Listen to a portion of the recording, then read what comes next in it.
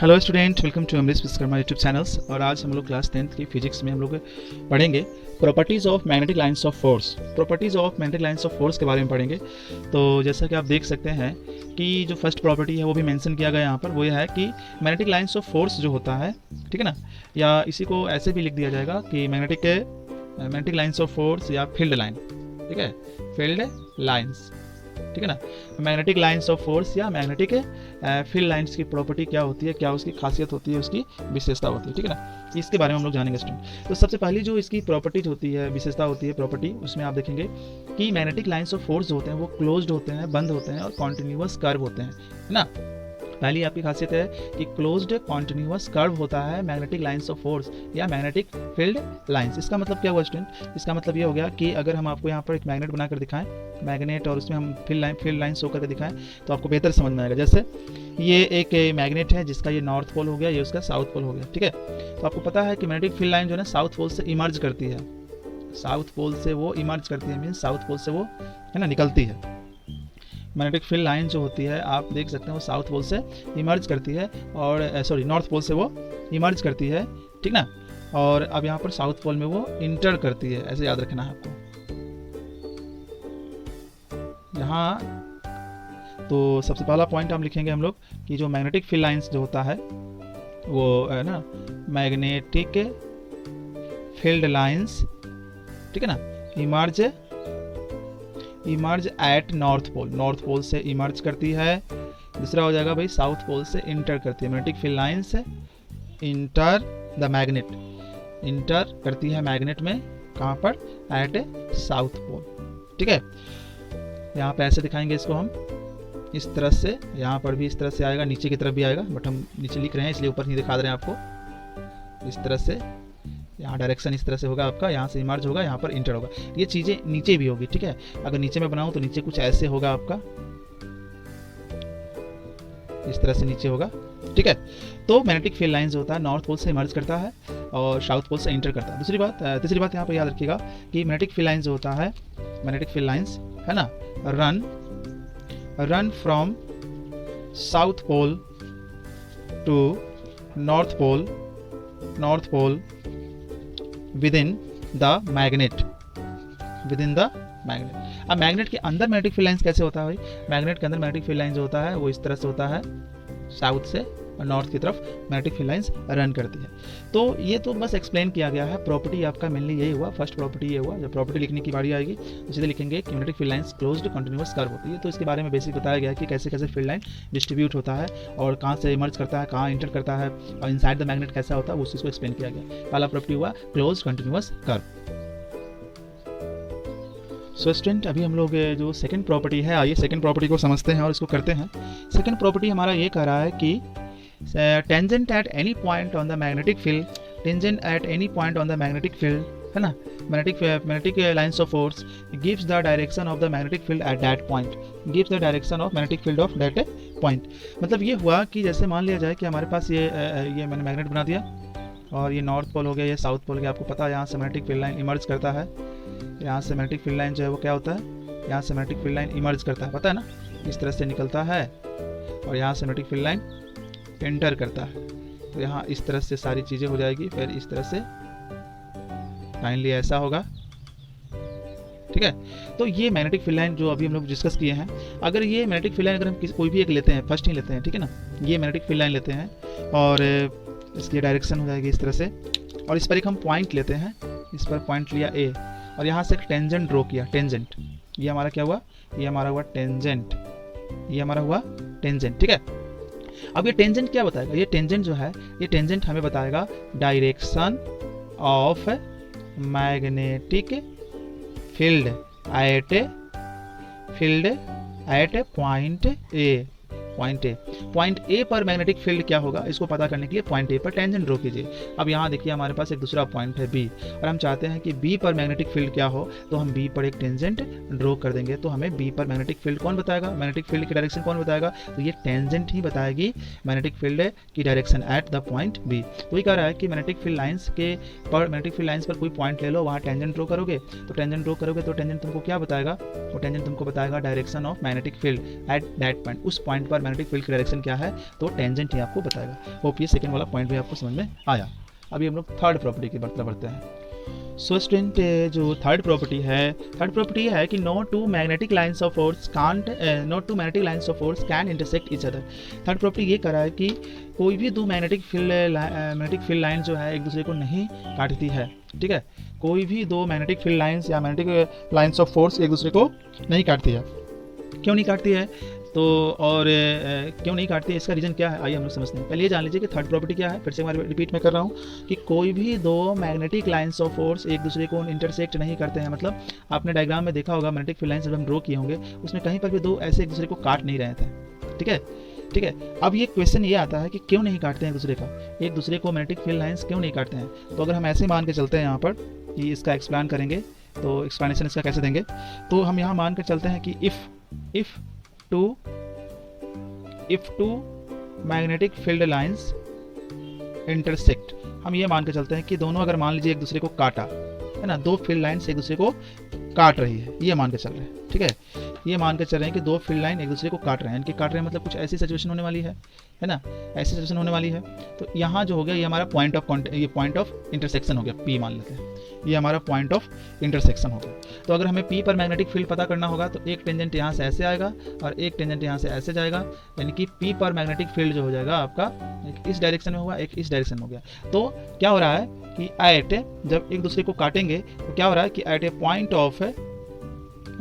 Of intersection a tangent is drawn, a point of intersection है ना, a point of intersection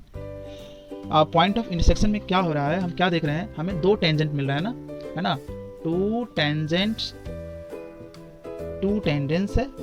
are there. इसका मतलब क्या हुआ, दो टेंजेंट वहां पर हो गया, एक टेंजेंट ये हो गया, एक टेंजेंट ये हो गया। इसका मतलब ये हुआ कि direction of magnetic field at P is 2, which is not possible, जो कि पॉसिबल नहीं है। मीन्स हम यहाँ देख रहे हैं कि जब हम दो मैग्नेटिक फील्ड लाइन्स एक दूसरे को काट रही है तो यहाँ ये पॉइंट ऑफ इंटरसेक्शन होगा, जहाँ काटन बिंदु हो गया। अब यहाँ पर दो टेंजेंट ड्रॉ किया, मतलब दो मैग्नेटिक फील्ड, हमको फील्ड की डायरेक्शन मिल गई। तो एक ही पॉइंट पर दो मैग्नेटिक फील्ड कैसे हो सकते हैं, है ना, एक ही पॉइंट पर दो मैग्नेटिक फील्ड हो गए, एक इस डायरेक्शन में एक इस डायरेक्शन में, जो कि पॉसिबल नहीं है। इसीलिए मैग्नेटिक फील्ड लाइन जब भी दिखाया जाएगा तो इस तरह से दिखाया जाएगा, है ना, मैग्नेटिक फील्ड लाइन जब भी दिखाया जाएगा तो इस तरह से दिखाया जाएगा, वो एक दूसरे को काटेंगे नहीं। अगर काटेंगे तो क्या हो जाएगा कि पॉइंट ऑफ इंटरसेक्शन पर एक पॉइंट आएगा P, जहां पर मैग्नेटिक फील्ड के दो डायरेक्शन होंगे। तो एक पॉइंट पर मैग्नेटिक फील्ड की एक ही डायरेक्शन होती है ना, एक पॉइंट पर मैग्नेटिक फील्ड की एक से ज़्यादा डायरेक्शन नहीं हो सकती। यही रीजन है कि दो मैग्नेटिक लाइन्स ऑफ फोर्स या मैग्नेटिक फील्ड लाइन एक दूसरे को नहीं काटते हैं। स्टूडेंट, वो P वाली भी बात आपको समझ में आ गई होगी। सो स्टूडेंट, अभी हम लोग फोर्थ जो प्रॉपर्टी है उसकी बात करेंगे। फोर्थ प्रॉपर्टी क्या है, आइए उसको जानते हैं। फोर्थ प्रॉपर्टी ये कह रहा है कि magnetic lines of force are crowded, means close to each other in a region of a strong magnetic field. On the other hand, magnetic lines of force are far away each other in a region of weak magnetic field. ये इसका मतलब हो गया, यानी कि ये statement का क्या मतलब हुआ, आइए हम लोग समझते हैं।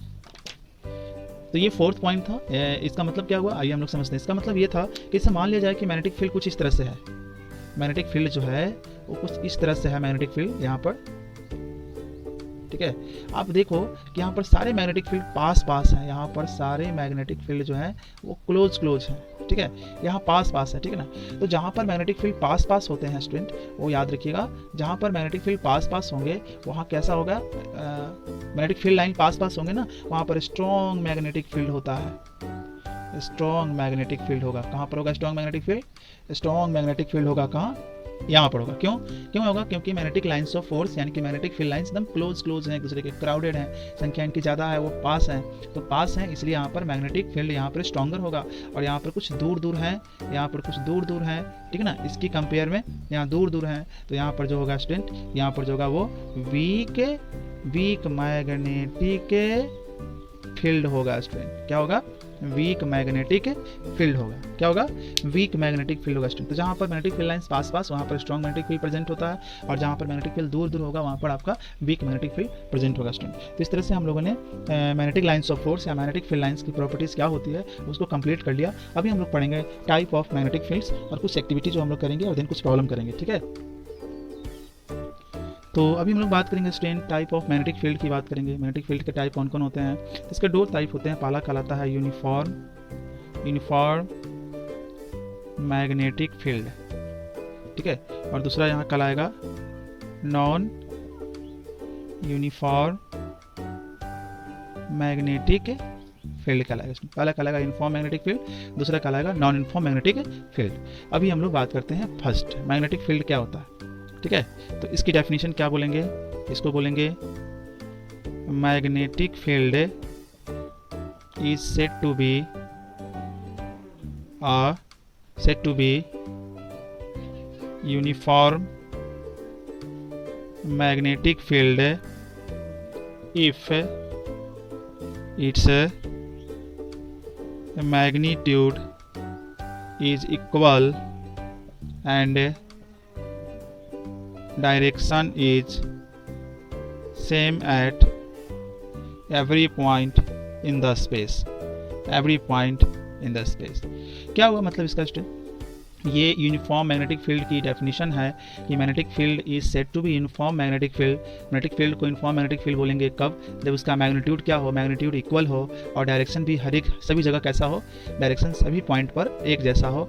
इसमें दो बात याद रखिएगा, मैग्नीट्यूड सेम होना चाहिए, यूनिफॉर्म मैग्नेटिक फील्ड के लिए मैग्नीट्यूड सेम होना चाहिए, और दूसरी बात है कि जो डायरेक्शन होती है वो हर एक पॉइंट पर सेम होना चाहिए, उसको बोलेंगे यूनिफॉर्म मैग्नेटिक फील्ड।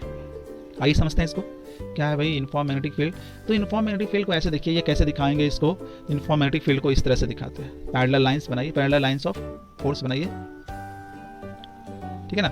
आप देखिए कि यहाँ पर मैंने क्या दिखाया आपको, मैंने यहाँ पर ये दिखाया, मैंने ये दिखाया आपको मैग्नेटिक लाइंस ऑफ फोर्स दिखाया, या मैग्नेटिक फील्ड लाइन उसी को बोलते हैं ना, मैग्नेटिक फील्ड लाइंस मैंने आपको दिखाया। सभी जगह मैग्नेटिक फील्ड लाइन जो है कहीं पर पास नहीं है, सभी जगह एक जैसा है ना, सभी जैसा एक जैसे, कहीं पर पास होते हैं तो वहाँ पर स्ट्रॉन्गर होता है, कहीं दूर होते हैं वहाँ पर वीक होता है। बट यहाँ तो क्या है कि जितने भी मैग्नेटिक फील्ड लाइन्स है सब एक जैसे हैं, है ना, सब एक जैसे हैं, मतलब कि यहाँ पर भी मैग्नेटिक फील्ड उतना ही होगा, यहाँ पर भी उतना ही होगा, और यहाँ पर भी उतना ही होगा। कहीं पर भी मैग्नेटिक फील्ड की अगर हम बात कर ले तो बिल्कुल एक जैसा। अगर इसके अंदर हम पॉइंट एक यहाँ ए कर दें, एक पॉइंट यहाँ बी कर दें, एक पॉइंट यहाँ सी कर दें, तो ए पर मैग्नेटिक फील्ड उतना ही होगा जितना कि बी पर मैग्नेटिक फील्ड होगा, और जितना कि सी पर। तो सभी जगह मैग्नेटिक फील्ड एक जैसा हो और सबकी डायरेक्शन सेम हो, है ना। फील्ड लाइंस की डायरेक्शन आप देखिए सबकी सेम है, समझ गए ना, सबकी डायरेक्शन सेम है। तो आप इस तरह के जो मैग्नेटिक फील्ड होते हैं इसको बोलते हैं uniform magnetic field. Uniform magnetic field में मैग्नीट्यूड सेम होना चाहिए, मतलब कहीं पर भी जो है आपका ये मैग्नेटिक फील्ड अलग अलग नहीं होना चाहिए, सेम होना चाहिए। दूसरी बात, और फील्ड लाइंस पैरेलल होती है, ऐसे याद रखिए, सारी की सारी फील्ड लाइंस इसमें पैरेलल होगी स्टूडेंट। तो ये वाली बात तो समझ में आ गई। अब हम लोग बात करते हैं non uniform.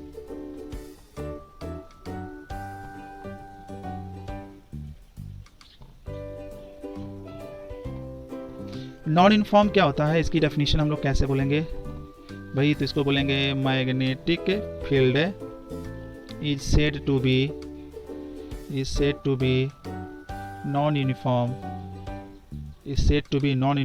Field if its